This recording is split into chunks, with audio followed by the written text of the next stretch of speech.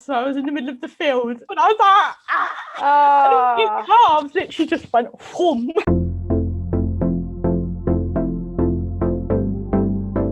Hi! Nice to finally meet you. We've only met via email so far because you started working for us and then the world changed. It did. It did. So tell me who you are and what you do at Brogdale CIC.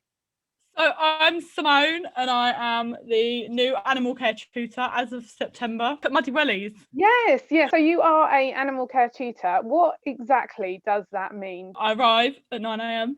and I send plans and I brief my TAs for the day. Then the students arrive and we go up to the animal care area. We clean a lot of the pens. We do lots of practical skills. So we do cleaning, feeding and watering, observing the chickens, making sure everything's okay. We then come back down. We obviously have some break and lunch in between. We focus on the units that we're going to be studying and working because I have students at all different levels. Yeah, and hopefully, currently, we might be getting some goats sometime soon. I love goats. I used to go on holiday to a place that had goats, and I mean, I know that chewing isn't the most loving thing, but in my head, when they're like chewing on my cuff or something like that, it's a very loving thing. It's very nice. Yeah. So that will be your first four-legged creature, other than obviously the dogs that come up to your site sometimes. Yes. Our animal care course is farm, isn't it? Yes, farm animal. And then it's partly practical and partly theory. Would that be right? Yes, it is. Depending on what level you're on. If you're on like entry level 2, it's more practical to theory. Sadly, however, that does mean that those who are in blended learning at the moment didn't get to take a chicken home with them to make sure that they're completing their course. No, however, I have been making lots and lots of resources.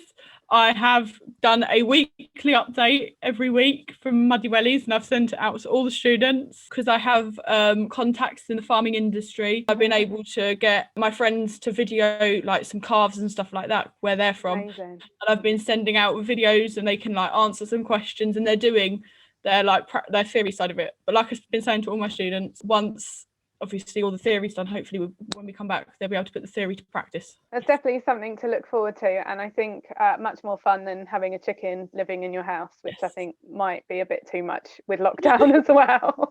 Being able to show the students something that is real, they're not just theorizing for where this work will go, they can actually see people doing it as their job and learn from that. I think that's absolutely amazing because that can really encourage us to think this is something I actually could get into and do. It becomes more real.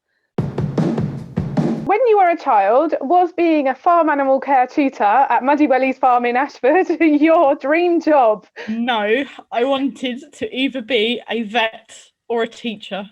So halfway there. Were farm animals always the ones that you were interested in though? No, I just wanted to be a vet as a child. Yeah. It put me off when my science teacher told me that, you know, you have to put animals down, and I was like, it's a no from me. No, oh gosh. I'm done.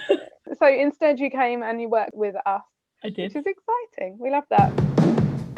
How did you end up working for us?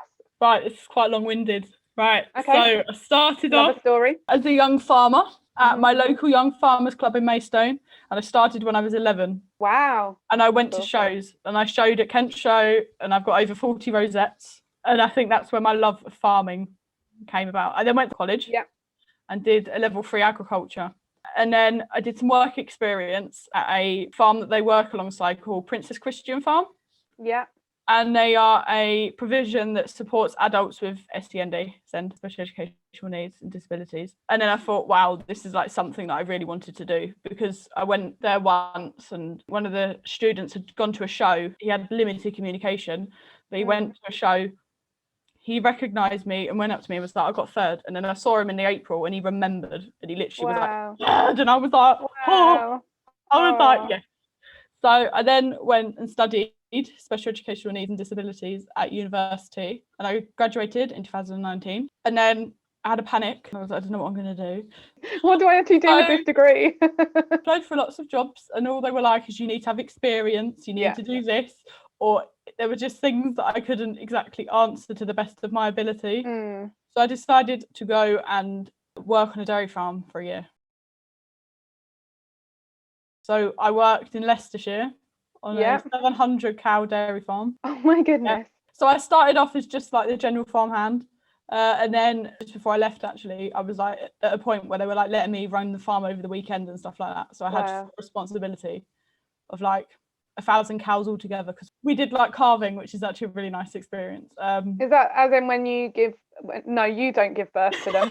But yes, cows give birth. That's when we had like 650 cows have babies, and it was very, very intense. Very intense couple of months, but it was all worth it, which is actually where I've got some videos for my unit, is because obviously I've got videos of what I've done when I was there, and then I've got my friend to send me photos of what the calves look like now, so they can see a comparison of like, this is what happens if they have good like management at the beginning. Amazing. And what happens now. And then I saw they were looking for a tutor for animal care, and somebody tagged me in it, and I was like, I don't know what to do. I panicked, and I was like, do I even want to apply? I was like, I'm very happy. And then one of my friends at the farm were like, Simone, what have you got to lose currently? He was like, you still have your job here if you don't get it. And I was like, right, I'll go for it. So I did. No, you went out. I'm here now. I remember when Rebecca told me, I was in the middle of feeding all the calves. So I was in the middle of the field, and it was a really windy day. And I just heard it briefly. She was like, you've got the job. And I was like, And these calves literally just went, whoom. Quite a few of the jobs I've gone for, I've been nervous to even apply, and it's been someone else who has encouraged me. And I think it's really important, because quite often we hear, oh, you just know. And actually, I didn't know. Someone else knew for me, almost. Someone else said, I believe you could go for this. It just means you're not the right fit for that place. It doesn't mean you are wrong in yourself. You just don't fit for that place in that time, in that season. I think that's really important for our students to know. We are glad that you didn't get all those jobs you applied for at uni, because now you've got all this experience and you're with us. So, you know, exciting. If you had to choose which of the animals at Muddy Wellies is your favourite? I'll say the ducks. I love it. No, actually, no. The bantams. Oh, they are so lovely. I named one Nelly. I love it. Is that the one of you in the photo with? I'll put that one up. I'll put that one here.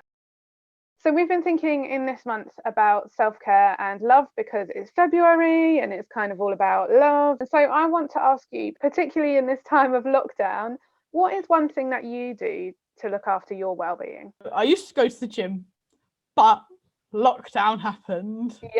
And I was so proud of myself, because it took me a very long time to go to the gym, because I'm not very confident about that. But since then, I probably talk to my friends every day. And we video chat every day. And I wish I wasn't as attached to it as I am. But that's my well-being. I think at the moment connection is massive, and hey, none of us particularly should be on the phone 24/7, but if at the moment it's the way of connecting, and that's what we're doing when we're on our screens, I think that's okay. I think it's when we're on our screens and just scrolling through Facebook, which I also do.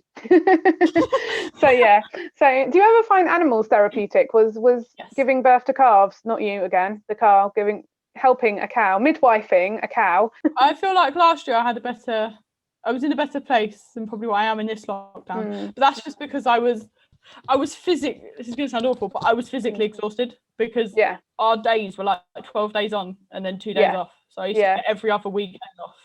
I didn't have a lot of time. And I was outside all the time. So, but I love this job because of the fact that I just think, I don't have to do 12 days on anymore. Thank you for chatting with me, and I will hopefully actually get to meet you face to face at some point in this year. One time. Okay, bye. Bye.